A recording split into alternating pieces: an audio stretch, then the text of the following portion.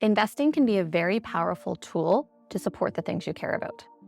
In recent years, responsible investing is becoming more and more popular in Canada, which I think really reflects investors' growing concerns about the world around them. When we talk about responsible investing, there's a lot of different terms that are thrown out. There's things like socially responsible investing, which would mean investing in certain companies in your portfolio that follow certain ethical guidelines, while excluding companies that don't fit into your ethical guidelines. There's also impact investing. Impact investing provides funds to companies that can make a direct positive impact to the communities around them. Now, when we talk about responsible investing, a lot of times these different types of socially responsible or impact investing are grouped into investments known as ESG, or environmental social governance funds. And this is what we're going to be talking about today. Let's get started.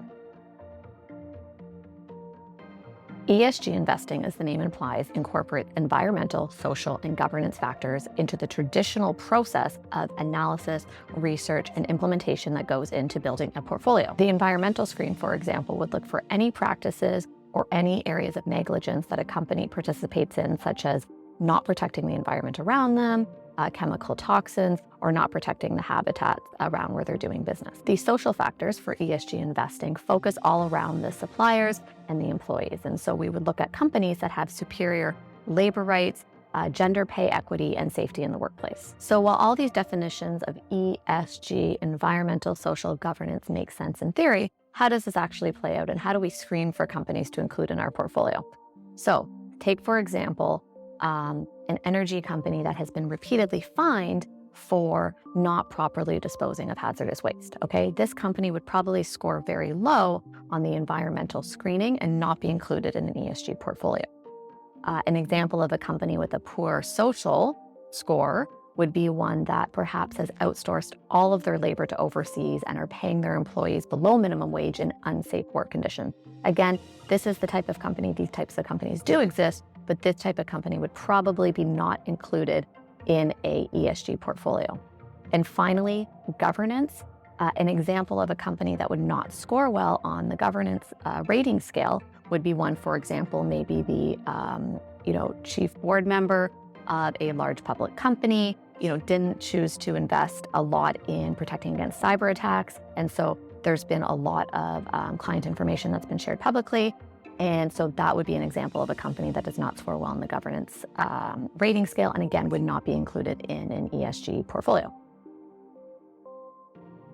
Another important thing to keep in mind with ESG investing is something called active ownership. In addition to integrating ESG factors into the investment management selection of the portfolios, investment management firms monitor the ESG practices of the companies they're investing in, and essentially holding companies accountable for the way they respect environmental, social, and governance factors. Investment management firms that put together ESG portfolios, whether it be through mutual funds or ETFs, really need to stay on top of the companies that they are investing into, making sure that they are still following the ESG guidelines that the investment management firm has promised to their end investor, you. When issues are evident, these investment management firms can communicate with management and use their influence to affect change. Investment management firms can also take advantage of shareholder voting rights whenever a corporate decision is being made that evolves around ESG factors. One of the benefits of ESG investing is that it really gives the investor peace of mind and satisfaction, knowing that they are doing something to help promote and respect and care for the environment and society around them. It's also important to note that ESG investing doesn't necessarily mean having to compromise on returns. Numerous studies in the US, Canada, and international have shown that environmental social governance investing has actually performed similarly to other investments in the same asset class. In fact, according to the Responsible Investment Association, most Canadian responsible investment funds have actually outperformed the average asset class returns over the last 10 years, ending June 30th, 2021. ESG investing also has the potential to provide downside protection and reduce risk in a portfolio.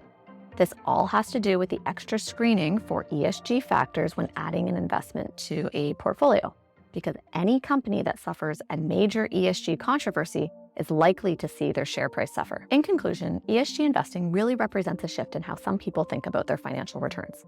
However, it can be a little bit confusing when thinking about where to get started.